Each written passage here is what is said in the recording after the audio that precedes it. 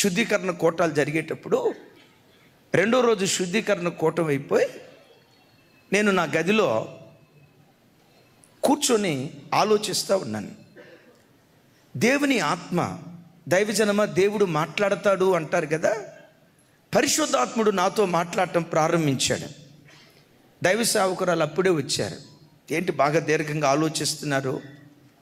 ఒక అర్ధగంట క్రితం దేవుడు నాతో మాట్లాడాడమ్మా. ఏం మాట్లాడాడు మీతో? నేను చెప్పటం ప్రారంభించాను. మీటింగ్ ముగించుకొని ఇక్కడికి వచ్చిన తర్వాత పరిశుద్ధాత్ముడు నా లోపటుండి మాట్లాడుతున్నాడు. దైవజనుడా, ఇమ్మాన్యుయల్ మినిస్ట్రీస్ మీద, ఇమ్మాన్యుయల్ మినిస్ట్రీస్లో సేవ చేస్తున్న దైవ సేవకుల మీద నాకు చాలా గొప్ప గొప్ప కళలు ఉన్నాయి, గొప్ప గొప్ప ఆశలు నేను పెట్టుకొని ఉన్నా. ప్రభా, మరి మీ ఆశ మేము నెరవేర్చాలంటే ఏం చేయాలి ప్రభా? ప్రభు నాతో మాట్లాడిన మాట ఏంటో తెలుసా?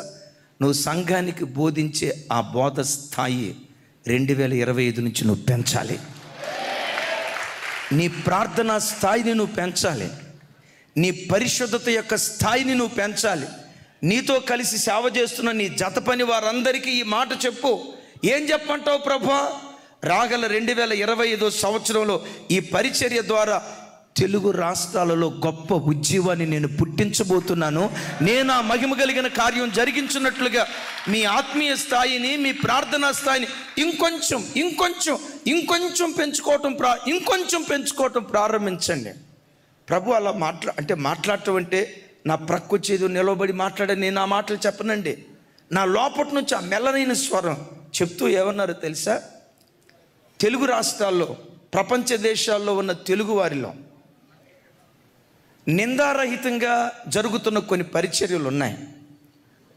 గొప్ప గొప్ప పరిచర్యలు భూమి మీద ఉన్నాయి. కానీ చాలామంది కొన్ని పరిచర్యలను విమర్శిస్తూ ఉంటారు. ఏ విమర్శకు నోచుకోకుండా ప్రజలందరి చేత హర్షించబడే పరిచర్యల్లో మన తెలుగు రాష్ట్రాల్లో కొన్ని పరిచర్యలు ఉన్నాయి. ప్రభు చెప్తూ అన్నారు, ప్రజల చేత నిందించబడకుండా ప్రజల హృదయాల్లో ఒక మంచి స్థానాన్ని సంపాదించుకున్న పరిచర్యల్లో ఇమ్మాన్యుయల్ పరిచర్య కూడా ఒకటి. బిడ్డలారా, నేను దేవుని సన్నిధిలో ఉండి మాట చెప్తున్నాను.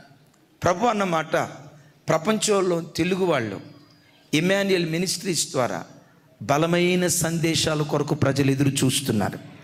నాణ్యమైన బోధ కొరకు ఎదురు చూస్తున్నారు.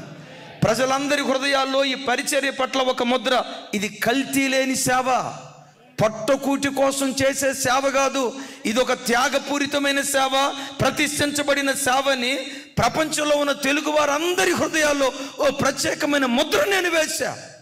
ఇది మీరు సంపాదించుకున్నది కాదు, ఆ ముద్ర ప్రజల హృదయాల్లో నేనే వేశా.